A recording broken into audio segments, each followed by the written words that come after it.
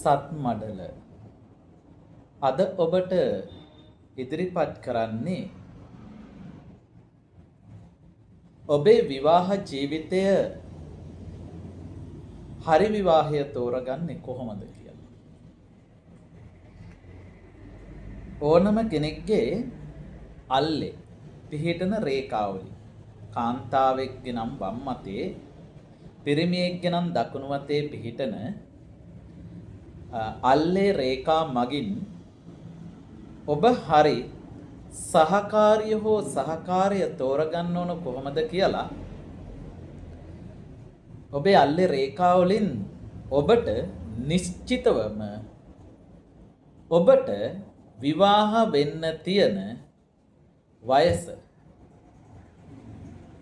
කොමක්ද කියලා දැනගන්න පුළුවන්.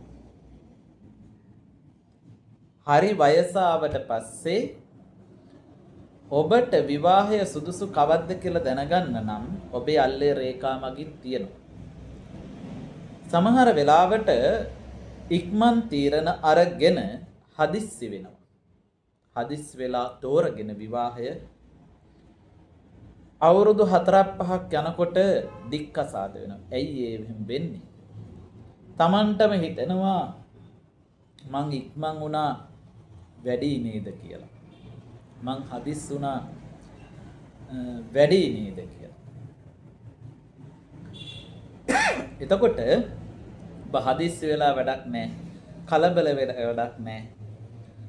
ඕනම මිනිස්සෙකුට ආගම් ජාති කුල මල ભેද නැතුව ඕනම දෙයක් විවාහයක්ද රැකියාවක්ද හැම දෙයක්ම ගෙයක් දොරක් හදාගන්න ඔහුට වෙලාවක් තියෙනවා.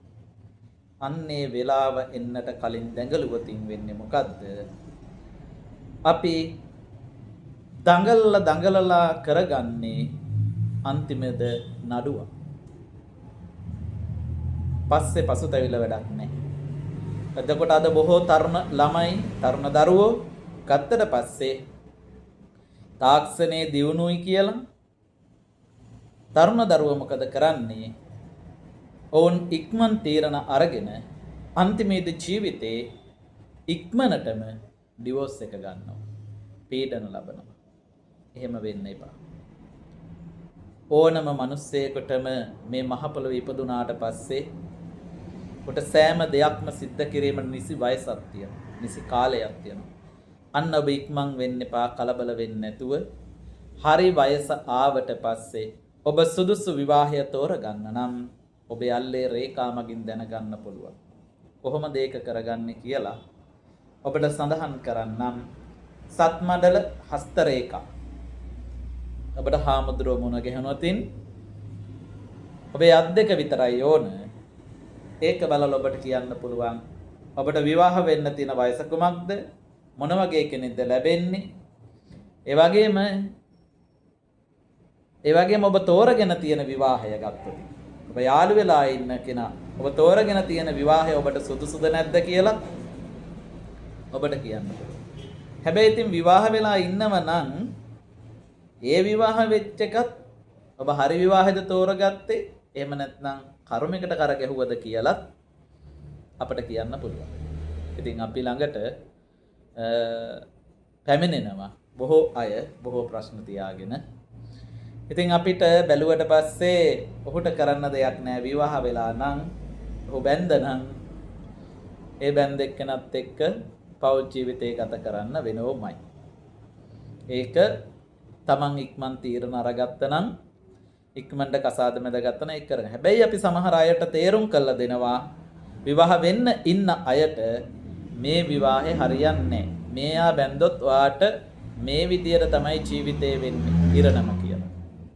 එතකොට ඒ අහන්නෙත් නැතුව හිතුවක්කාරකම් කරගෙන අන්තිමේදී අන්න දුක් විඳිනවා විවාහ වෙලා.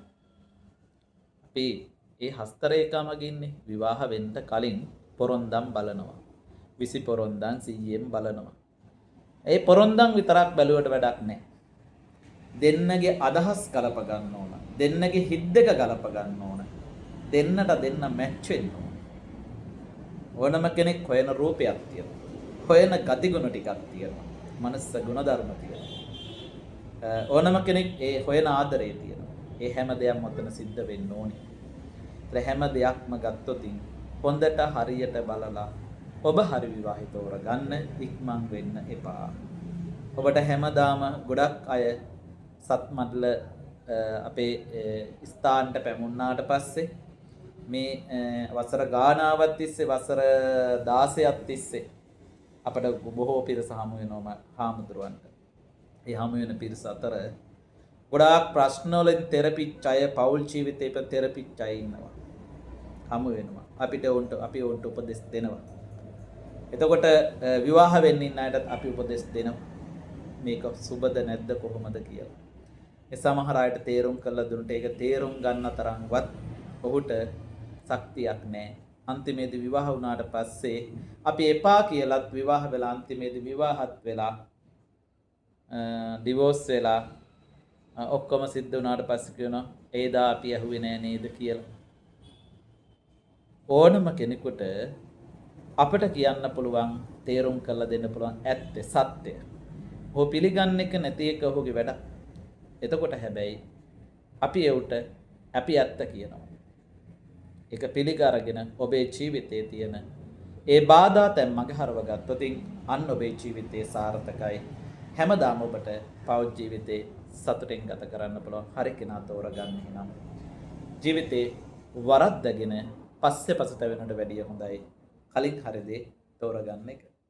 සත්මඩල ඔබට හස්ත රේඛා මගින් ඕන දෙයක් ඔබේ ජීවිතේ ඉරණම ගැන දැනගන්න පුළුවන්. අද ඔබට විවාහය පිළිබඳව කරුණු ටිකක් ඉදිරිපත් කළා. සියලු දෙනාටම ජය වේවා. සියලු කටයුතු සාර්ථක වේවා.